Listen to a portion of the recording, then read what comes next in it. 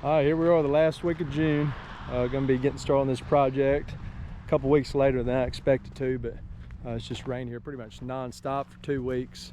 You see the ditch is just standing in water, but we got a lot of work to get this ditch cleaned out over the last couple years.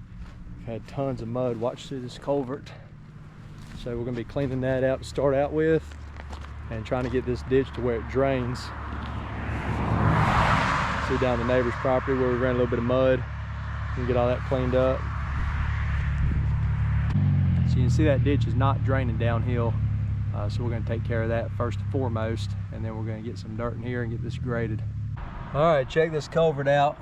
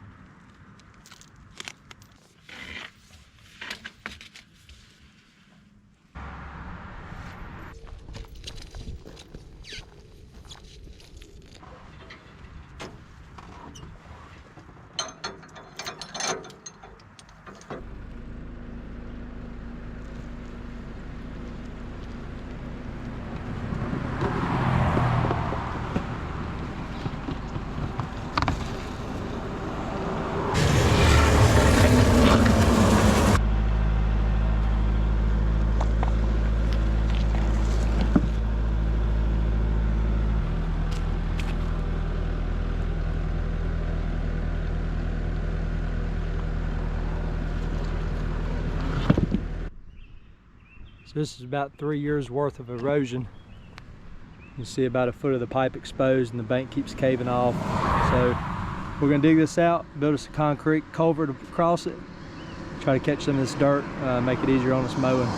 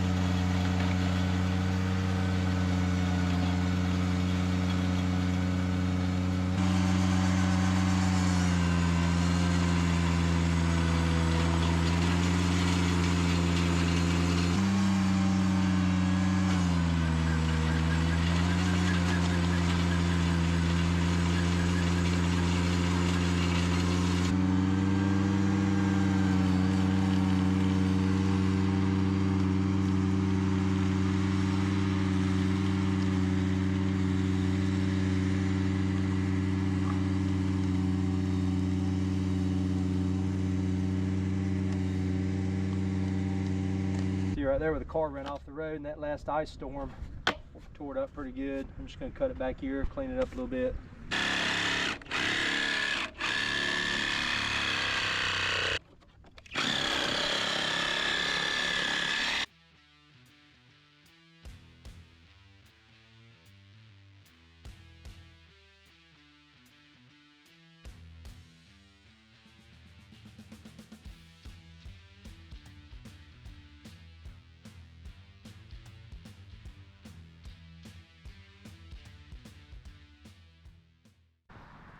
4 yards, double screened organic compost.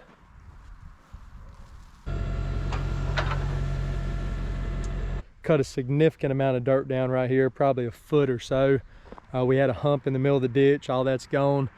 Looks like the water's going to flow pretty well through here. So I'm gonna go get the Ventrac. We're gonna do a final grade on it prior to doing the compost. Of course, then we'll have to do another final grade. I forgot to mention, this not only is steep, but it's a lot of crush and run mixed in with it from where the DOT just continued to build up this shoulder year after year, and it just pushed down in here, and then when I power raked it, it's all mixed in. So don't think there's any hope of grass growing there and doing very well.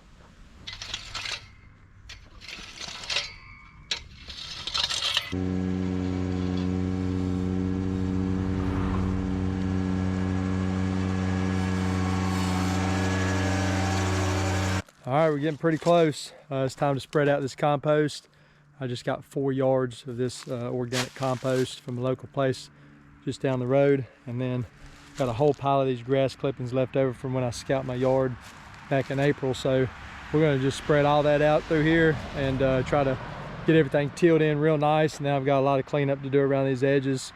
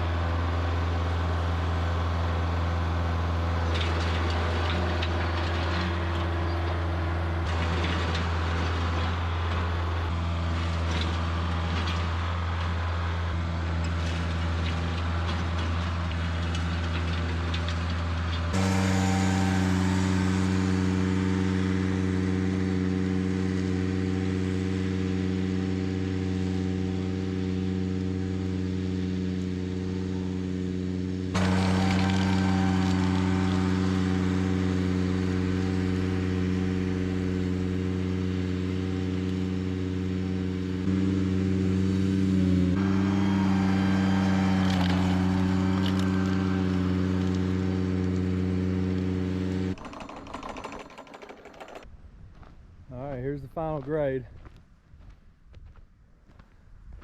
Let's check out this ditch line. I'm gonna guess and say I got 2 full dump truck loads of dirt out of this ditch. That's about the best I could do on the roadside. It's very steep, definitely not gonna be mowable. And it's got a lot of crush and run mixed in it from the edge of the road where they put the gravel down, where people run off the shoulder. So we're gonna do something a little different there. And then here's that culvert we cleaned out. All right, we're gonna start off with some soil amendments. Fast acting calcitic lime.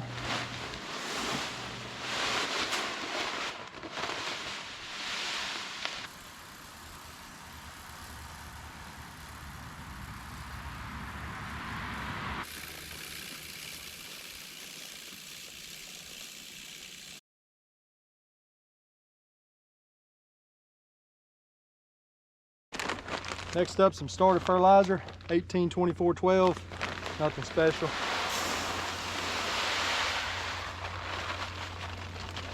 Gonna run that out at about 4 pounds per 1,000.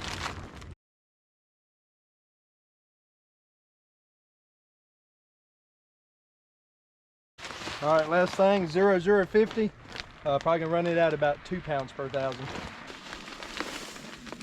One thing to keep in mind when you run such a low rate of this 0050, when your hopper gets real low, it won't throw out a good distribution.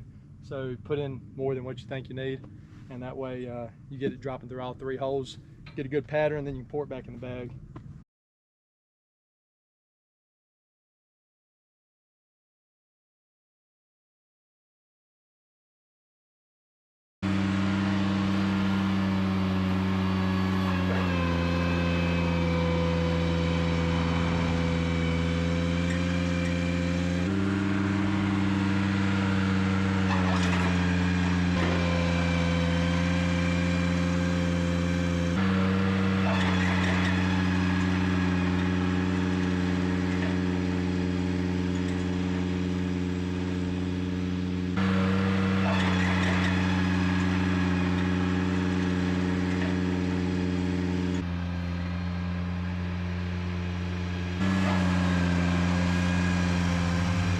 Just a perfect seed bed. I don't think you get any better than that. Look how loose that is. That right there has got to help with erosion. Get somewhere with that water to go.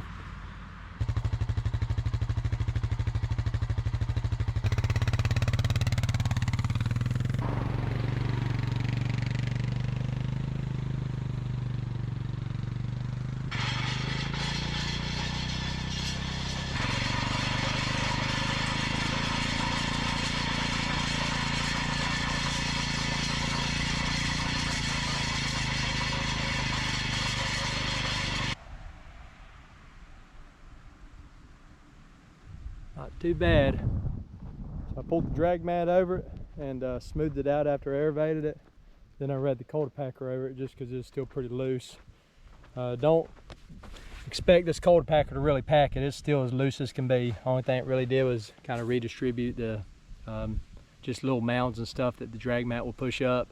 Broke up any clods that came to the surface and made these little ridges, which I like because I'll broadcast the seed typically, and then I'll pull the drag mat over the top of that and it will bury it just ever so slightly in the dirt. All right, so I'm up here in my front yard and there's a section here. It's about 2 feet wide that I have to make an additional pass on, and you can see actually why I haven't cut it the last time. And we're actually going to take the sod from here and put it in the ditch. So I've been wanting to get rid of this little section for a while so I don't have to make an additional, you know, third of a pass whenever I'm mowing. And I need to get an edge cut in for my mulch anyway, so it's going to work out pretty good. So got me a sod cutter on the front of the Ventrac. We're going to give it a shot. Never done this. This is definitely not a sod cutting or installing tutorial because this is the first time I've ever done it, but I think it's going to do well for my ditch line. Try to keep the erosion down.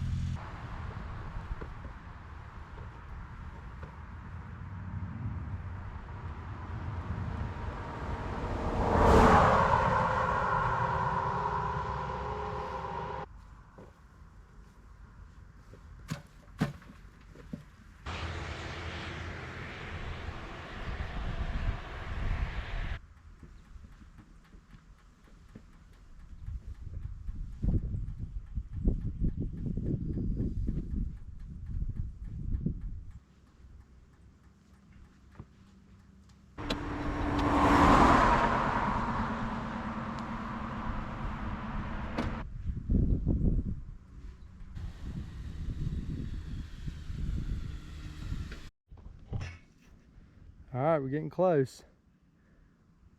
Got all the sod installed. Man, it really pops against that dirt. And now, since we got a little bit of a lip there, I'm gonna drag some dirt down from the hillside and just try to smooth it up right next to the edge of the sod.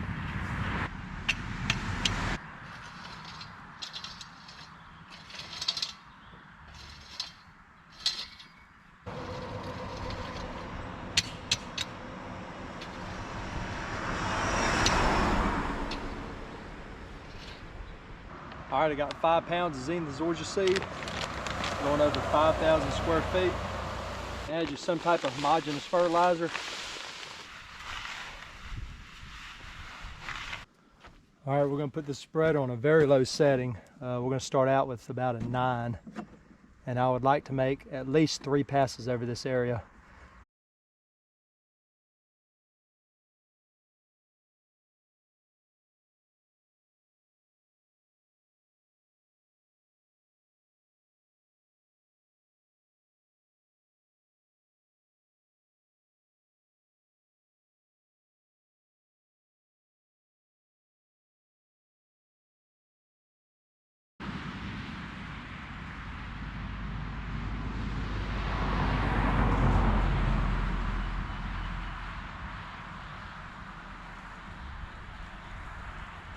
All right, I had to admit this is my first time using any kind of erosion blankets. Local place by me carries this, 100% weed free, 8 by 112 feet, about 35 bucks a roll. Felt like it was a pretty good investment, so we're gonna go ahead and put out some erosion blankets, and got some 6-inch solid staples here we're gonna be putting it down with.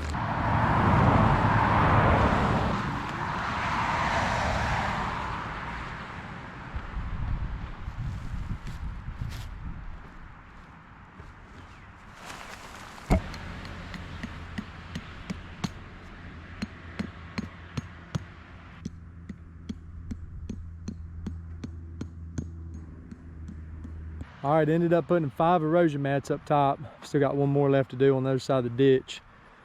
Overlapped them about 6 inches or so, and I think I put a solid staple maybe every 5 or 6 feet. Could have probably used one more mat up top, really on the border of if I'm even gonna try to grow this in seed. I think that's probably gonna end up being mostly landscaping. I'm not a huge fan of them so far. Got quite a few spots like this that are really matted down. I have a hard time believing that a seed is going to germinate under that. And I started off by pulling some of it out, just trying to thin it out in certain places, but it's just too much work. Don't hold me to it, but more than likely, after I get some good seed germination, before I do the first mow, I'll probably come out here and pull these things up.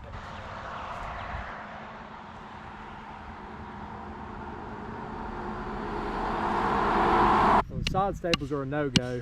This ground is nothing but crush and run on this hillside. A little bit of dirt on top. One of the reasons we're not sowing grass on it. So I just cut a 1x4 up in 2-foot sections and drilled a 3/4 inch hole. And I've got these what look like telephone spikes.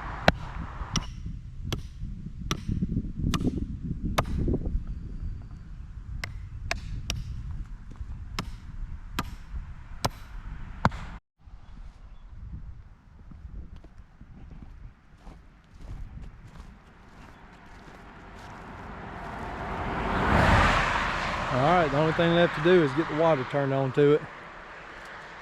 I picked up these Rainbird ones at Lowe's.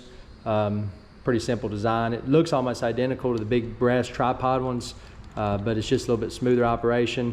You can change out the nozzle sizes to run different volumes of water, depending on what your well puts out. It comes with a chart back here.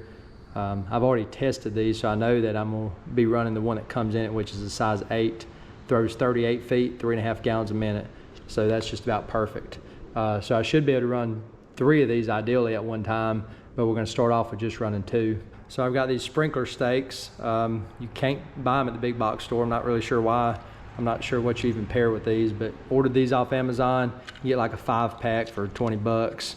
So pretty cheap setup here. All in all, that right there is less than $15 and you're ready to go. So they even have a cap on the end. You can run the hose pipe straight through them, instead of using like a splitter on the other side. If you go to using splitters and stuff, you're going to restrict your pressure so much, it's not going to be worth it. You won't be able to daisy chain any of them together. You can adjust the throw right here on top. Just turn this dial. Honestly, I don't think it does much, but I'm going to turn it to max. And then of course you've got your little diffuser screw right there. And we're going to crank it in a little bit. We'll adjust it once we get it going. So I tapped into a spigot right off my irrigation main line. It's a 1-inch main line coming into a 3/4 inch hose, 75 footer. Comes up to a splitter, big time restriction right there. Then to your hose timer, another big restriction. Splits it off into another 3/4 inch 75 footer. So that's probably shooting a good 30-35 feet. And I've got one 50-foot hose, 5/8 inch that goes down to the ditch. So they're overlapping about 5 or 10 feet in the middle.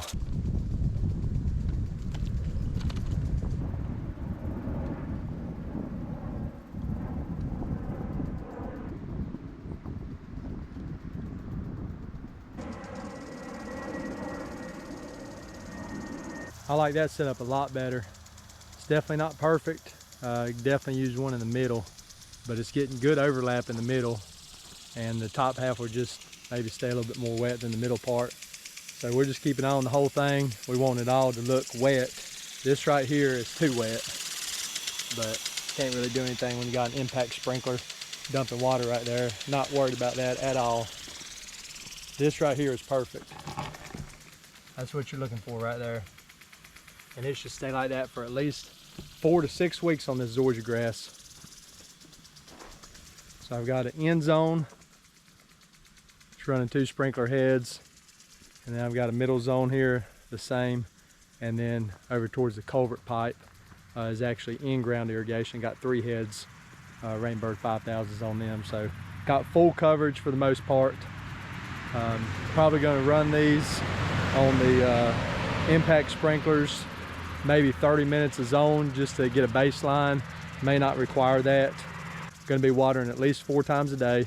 Appreciate y'all watching. If you got any questions or comments, leave them below. All right, so we went ahead and backfilled a little bit around this culvert that we laid it in brick. The goal was to be able to run the mower right over top of the brick without having any additional weed eating to do. So we got within about 1 inch or 2 at the top of the brick. What we're going to do is let it grow in, then we're going to finish it off with some sand. This area, I just went ahead and seeded the entire area. I had some extra seed left over from about where I'm standing, about halfway over 2 feet or so. Should have plenty of turf come up through that. It's only buried 1 inch or 2 in dirt. Shouldn't be any issues with the established grass growing up through that. And then the rest of it didn't have anything under it. So all this should grow on in with seed. We're about 4 days behind that renovation there.